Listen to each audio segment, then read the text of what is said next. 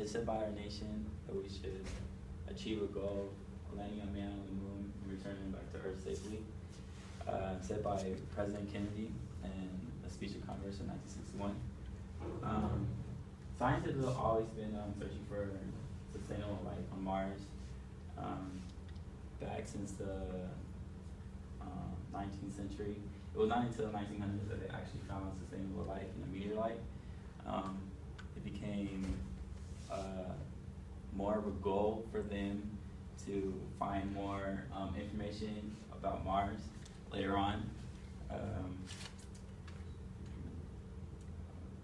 It was said by Bass Landstorp, a scientist, stated in 2011 that a non-profit corporation named Mars One was making a plan to establish a society on Mars and make it so that people can go to Mars and have a new foundation there.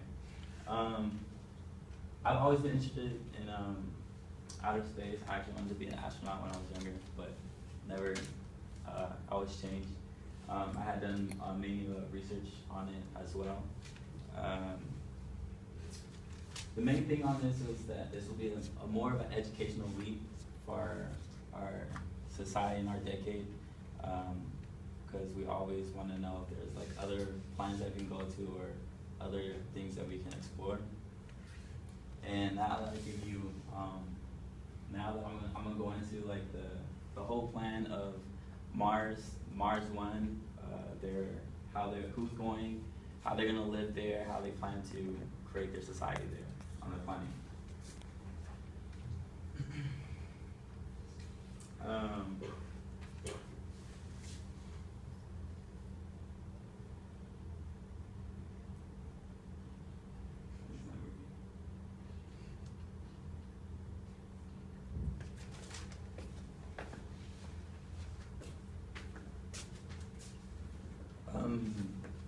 The application will be posted online. It's only for volunteers, so for basically anybody who wants to go and sign up, they can go and sign up for it. There are going to be a selection rounds there's going to be many selection rounds where they're going to narrow down from who qualifies and who doesn't qualify based on like the characteristics you have, your mental capabilities, and things of that nature. It's going to be about a 2-year process. And in the ending, about 6 groups are going to go into the training. This is what they call it. This will be the training. As you see here, these are the pods that they're going to be placed in a desert somewhere in the United States. The whole basic thing about this was to seclude them from any human interactions, because you're not going to have any interactions on Mars. So basically, you're going to have to see how you develop your skills as being by yourself. The second training is you're going to be dealing with the environment. Like, they're not going to have like very much water, very much food, and they're going to have to learn how to aid themselves. So basically, you're going to have the basic, eating, attending to your wounds and things like that. Training in that sort of aspect.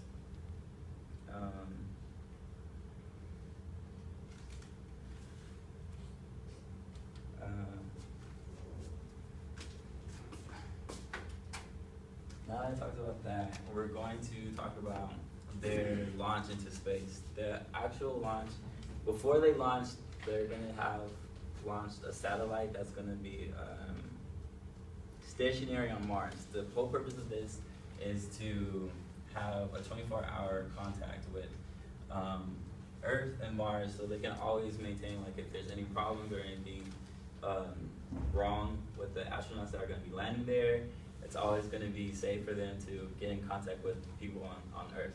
The second satellite is going to be orbiting the sun, approximately the same pattern as the Earth, and this is to always maintain connection from to Mars.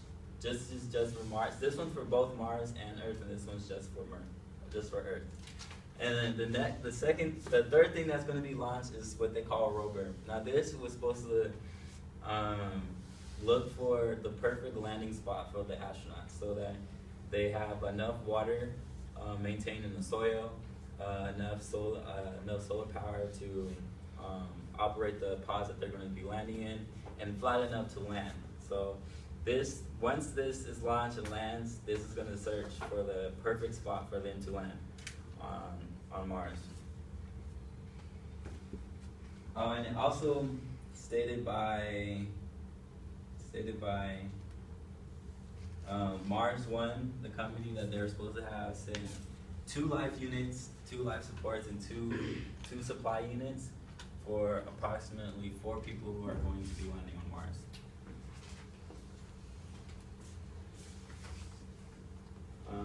Now we'll go into what they will be doing when they land.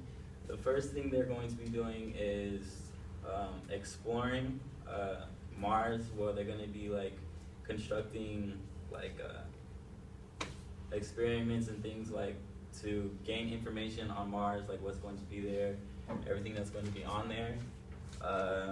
Here they're doing examining themselves so that they know how their body is reacting to the surroundings and the atmosphere. Now this will be their living spaces, what they will be living when they're on Mars. This is so that they can extract water through the process of evaporation and condensing the water to feed them, and their food will be grown from LED light, so that it's kind of like manufactured food that they're going to be eating. This will be the second. A few months later, a rover will be launched so that they can start building units for the second launch of volunteers, of people who they're going to be sending as well. Lastly, the whole plan is to create facilities for other people to join in and to start sending more and more astronauts there. Now that I've talked about everything, the whole plan of Mars One, this basically will be the head start, like the jump start of exploring new planets. I'm gonna leave you with the quote from Neil Armstrong when he first landed on the moon in 1969. This will be one small step for man and one giant leap for mankind. Thank you.